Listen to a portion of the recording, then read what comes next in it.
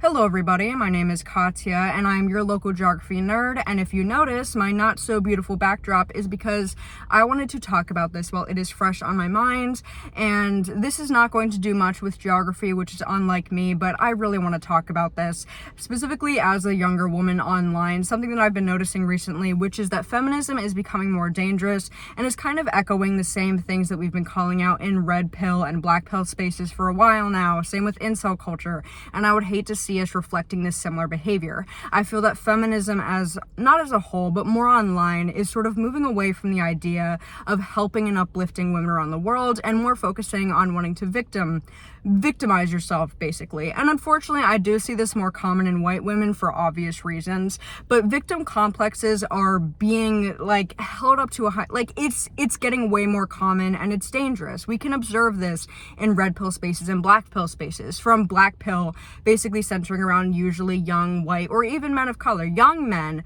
who feel that their lives are the way they are because of their looks, purely because of looks. It's the belief that everything in life revolves around the way you look. Obviously the halo effect is real, but I don't want to get completely into the black pill, but you can see that's a bit of a victim complex, blaming anything that might have happened in your life that might have been because of your mistakes, basically putting that all onto the fact that you might not be the most attractive person. And when we look at the red pill, we can observe men blaming all of their problems on women.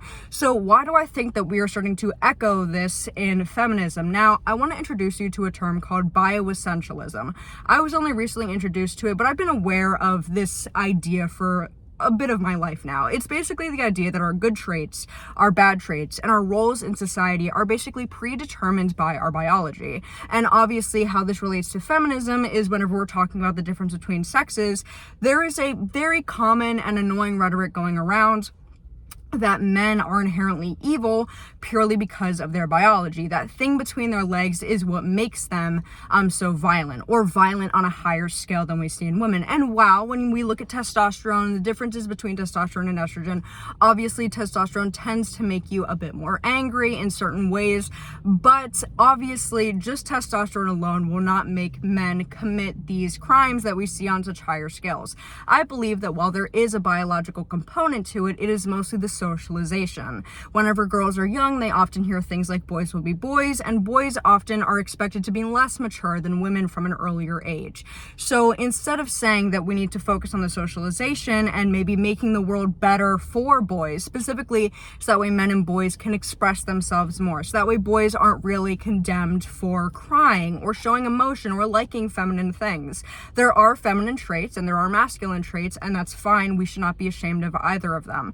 That's another rhetoric that I've been seeing going around recently as well in regards to feminism. There was a person who basically had a live stream going where they were saying men crying is not feminine. And I went up there and I was like, I obviously do not think that there is anything wrong with a man crying. Men should show their emotions. It's healthy, and it can be unhealthy if your emotions build up too much. Not saying to constantly be emotional, but if you have a partner or someone you can, confide in, it is very healthy to express your emotions in a healthy way without hurting anyone. And I said, whenever you put it in the way that men crying is not feminine, even if you don't intend to, you're basically attributing feminine as a trait to being something negative. Because for most of men's entire lives, they will hear phrases like boys should not cry.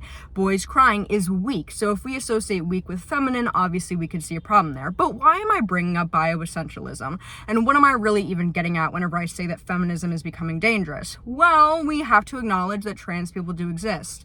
And even people who are accepting of trans women specifically, because trans men are never talked about. That's just how it is, because trans men are not deemed to be as much of a threat as trans women are. Even though a lot of these people who basically say these bioessentialism things, they're younger and they may be ignorant, they do not realize that when we use bioessentialism and say that, men are inherently just evil because of that thing in between their legs, then we have to come up with a conversation of trans women, or even people who, are men and may just, are not bad people, which I would argue is the majority of men.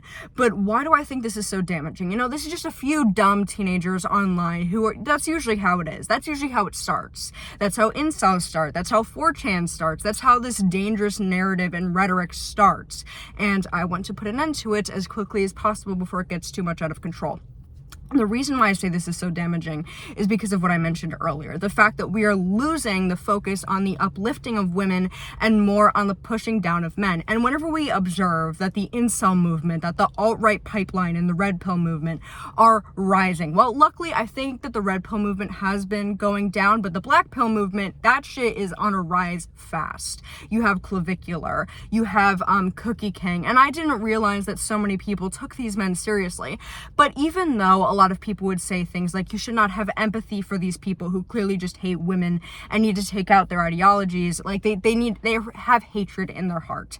I took my time the other day to look through one of these very harsh right-wing accounts. I did come across a lot of disturbing things, but also a lot of posts and reposts basically just expressing extreme sadness. And while I think it is perfectly reasonable if you do not want to hold much empathy for these types of people, in my belief, especially if they are younger, if these men are, boys then under the age of 18, and they might be hearing things about how biologically they are just more violent, that could be used as an excuse that, yes, biologically I am more violent, so I should not be condemned for my actions because it is my natural state. And that's where we get into that difficult conversation of what are we trying to achieve as feminists right now? Because what we look at the pay gap, we look at the fact that more feminine jobs are not as accepted or not as paid well. Like when we look at, nursing, healthcare, teaching, things like that, a lot of these jobs are underpaid and they're more feminine jobs, and they should be appreciated more and accepted more into society.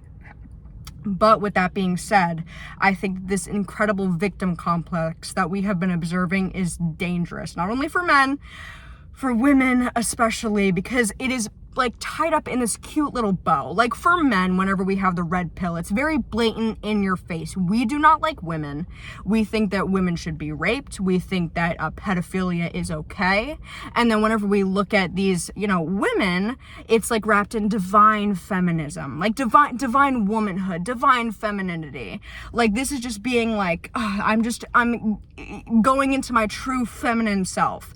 And this is often very, very marketable, or it's a good selling point for younger women who may feel very ashamed of themselves, especially in this era of incel culture, red pill culture. They might feel sad and not accepted by society as a young woman. And also fearmongering goes into it as well. A lot of girls are told by their fathers that men are just, oh my God, you cannot date be careful. They're so dangerous. Every girl, if you have a father figure in your life, has probably told you something along those lines.